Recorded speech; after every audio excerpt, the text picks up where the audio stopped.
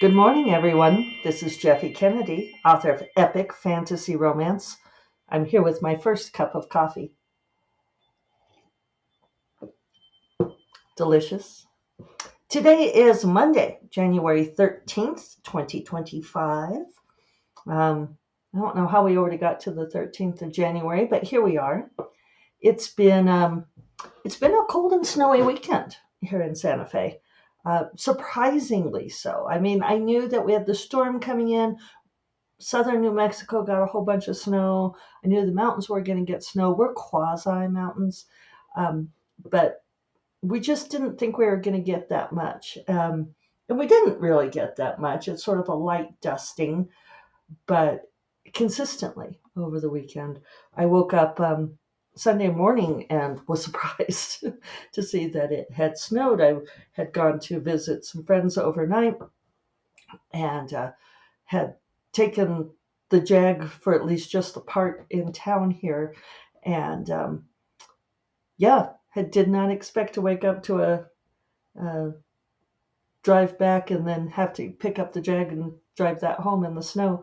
And one of my friends asked, you know, does the Jag handle well on the snow? And I was like, no, actually, no, not, because it's got too much torque. It's got so much torque that the power that goes to the wheels uh, can overpower that, and on a slick surface, you start spinning and sliding. And then my friend said, "Oh, and it probably has variable wheel something, car jargon something." Which I was like, "Oh, so I'm sorry, we have just exceeded the depths of my understanding." And he said it probably does. I was like, "Oh, okay." um, yeah, so I ended up spinning out on the drive home, just on Old Pecos Trail, so I wasn't going very fast. But it was this part where it was like the snow, there was a fair amount of snow that had come down. It's weird, that particular intersection, oops, sorry, that's what I get for gesturing, um, is I'll often hit like a dense little flurry right in that spot. It's like, what is up with that? Um, so I did like a slow mo 180, ended up facing the other way, and another car stayed very, very far away from me, and I didn't see their faces because I was concentrating on what I was doing.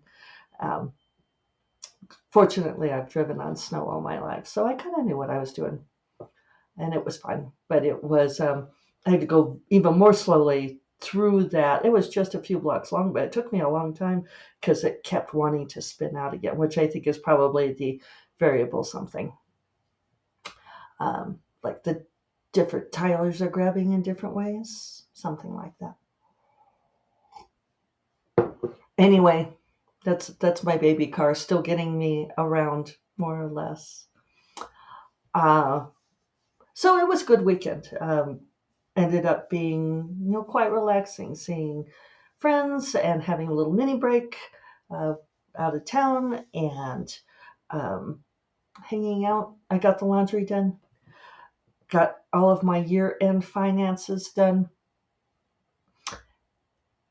Well, my year end royalty crunching anyway.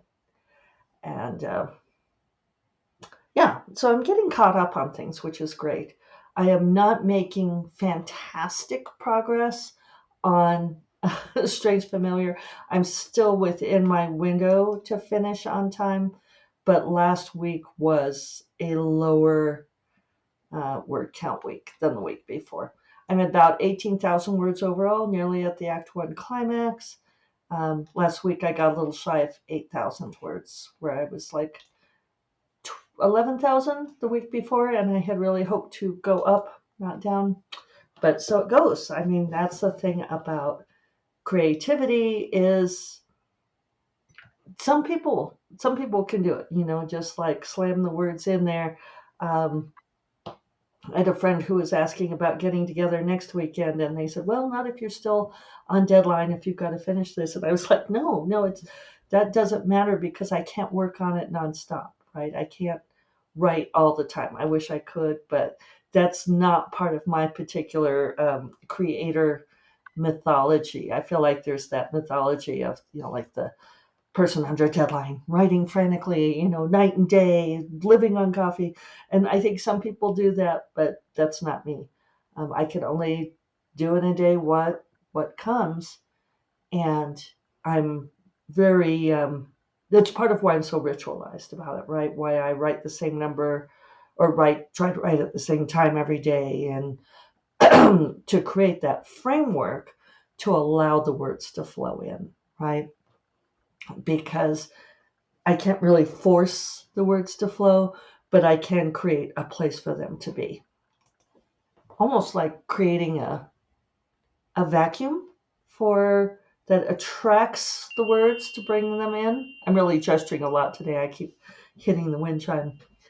And it's interesting because this morning, I think because it's cold and snowy, the workers are not here. They're not working on the casita. They've made amazing progress. They worked through Saturday afternoon and not at all yesterday. And they're not here yet today, which is, it's blessed silence. And I know I complained about this last week, and I probably already told you, but I'm still laughing about it. That my friend Megan said that she could picture me running out to the job site in my silk robe and my sparkly heels with a cigarette holder going, "Darlings, I simply cannot work with all this noise."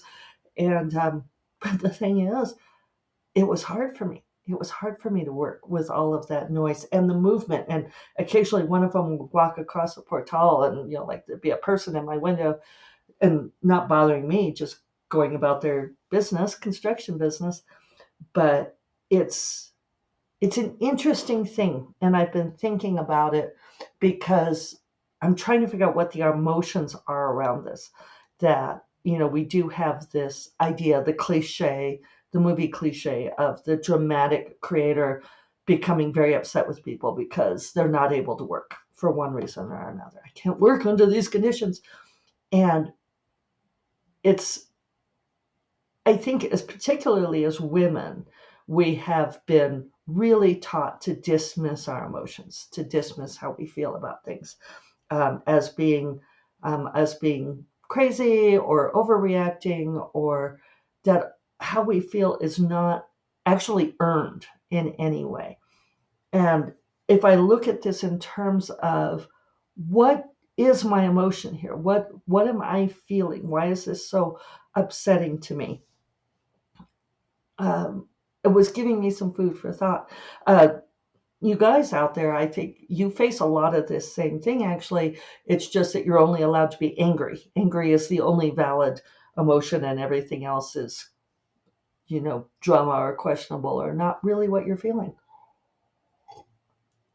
Why is our culture doing this to us? Because emotions are huge, right? Emotions are real.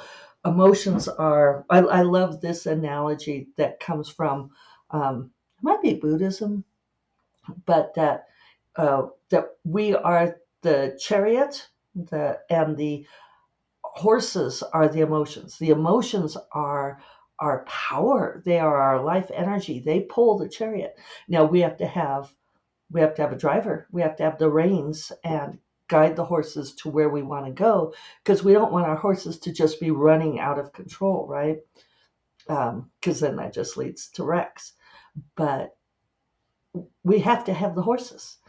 And it's weird that we have this whole society telling us, like, "Oh, no, no, no, go put those horses in the stable. You're fine. Just sit there and be quiet."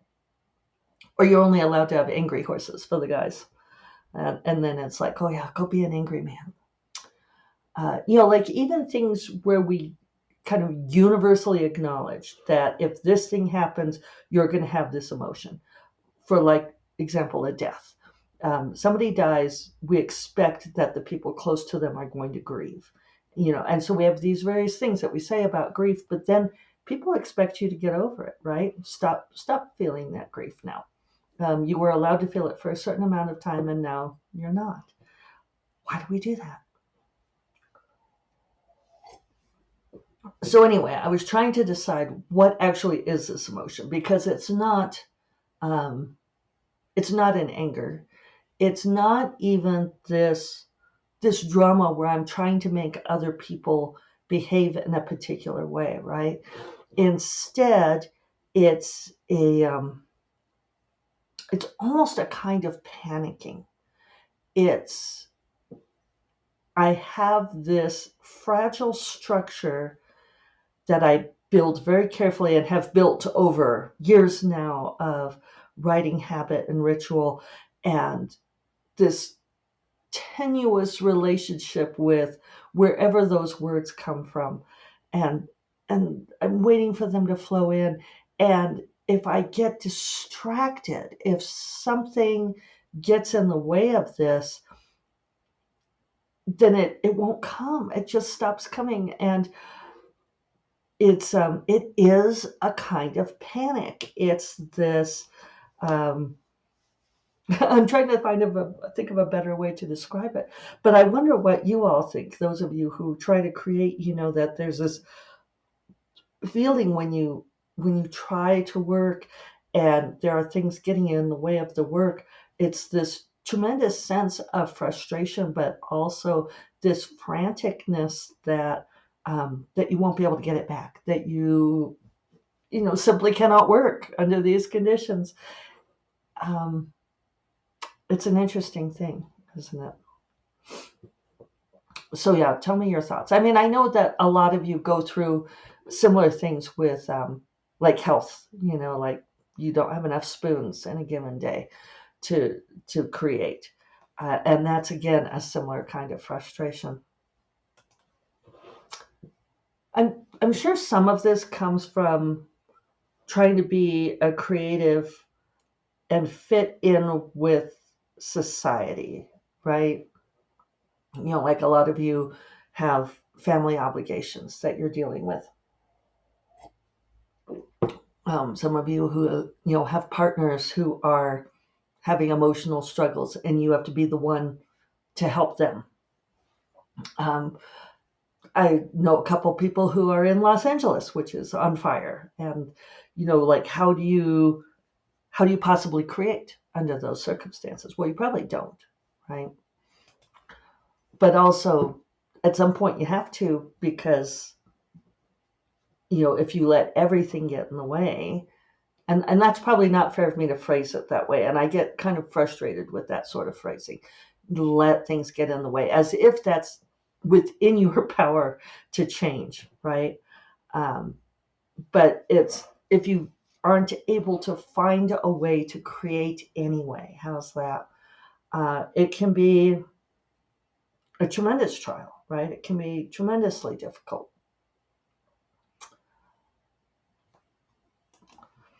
I was having a conversation in one of my author groups about titles.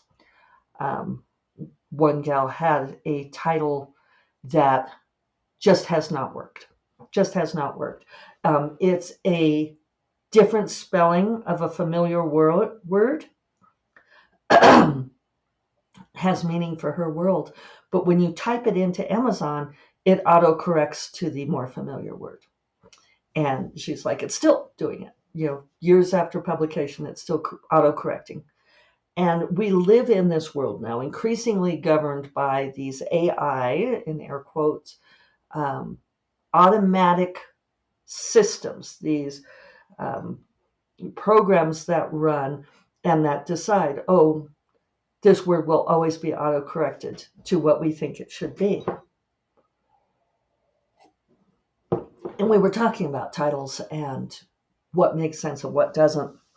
And she said, we're just talking about, like enjoying titling as part of the creative process, which now it almost cannot be. It almost cannot be an artistic choice what you title a book, because metadata is so important. The data around the data, how it is filed and indexed so that people can find your book and buy it, runs everything.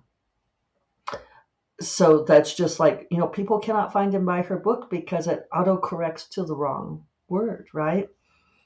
And what happened to me with some of my early erotic romances was I had Sapphire, Platinum, Ruby, and I wanted to name the fourth one Oro because it took place in the Mexican Caribbean.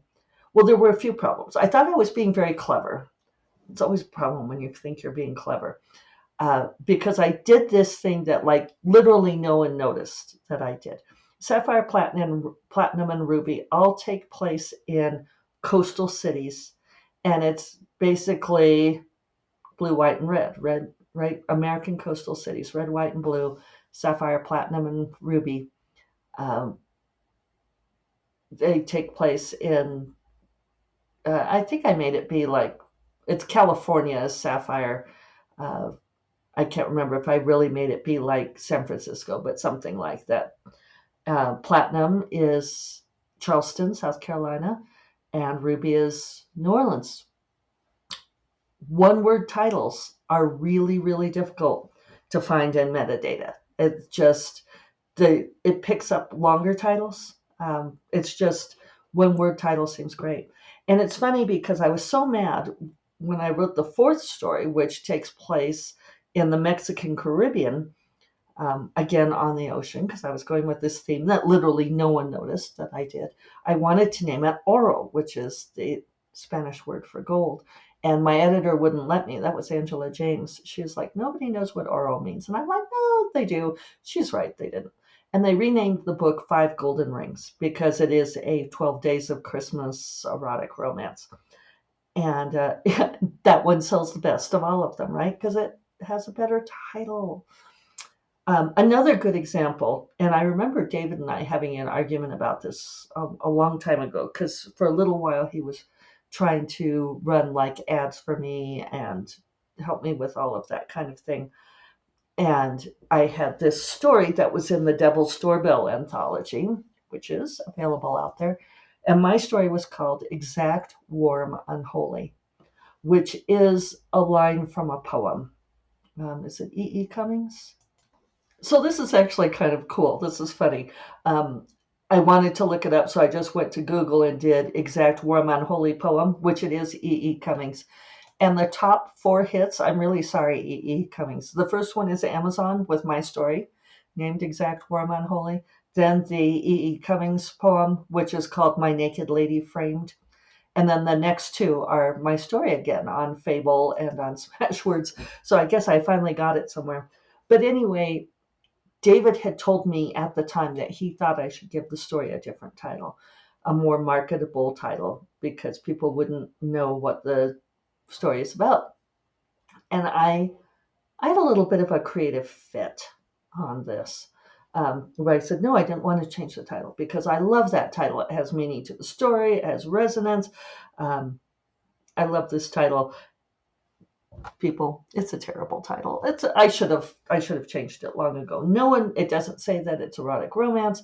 No one knows anything about it. I mean, Kirsten Ashley loved this story, which should have made it take off. I should probably change the title. Maybe I will. Maybe not. But David said that he understood. He was like reading some other thing, and he said, I understand it's because the creative part is the most important to you. That's like your standards, that you have these creative standards, which is probably true. But it's interesting to think about this because, like talking to my friend who's deciding to change her title, which she loved, and that she should be able to have this, fantasy word in there that auto corrects to a more common word. And she's like, why do we, why does this keep happening to me? Why is this the deal? And I said, it's because we are creatives trying to wedge our creations into a tech bro world, right? The computers are driving certain things.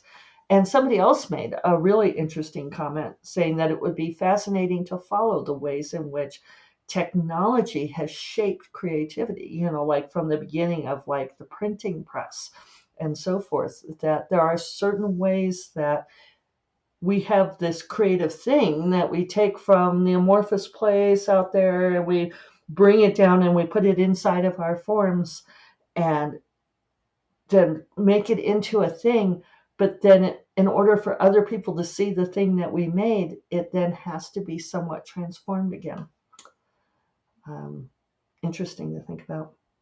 On that note, I'm going to go get to work. Wish me luck on a good week this week. At least it's nice and quiet today, and maybe I can really concentrate and get a good start on the week. So I hope that you all are able to work under whatever conditions you are working under. We're all in this together, right? You all take care. Bye-bye.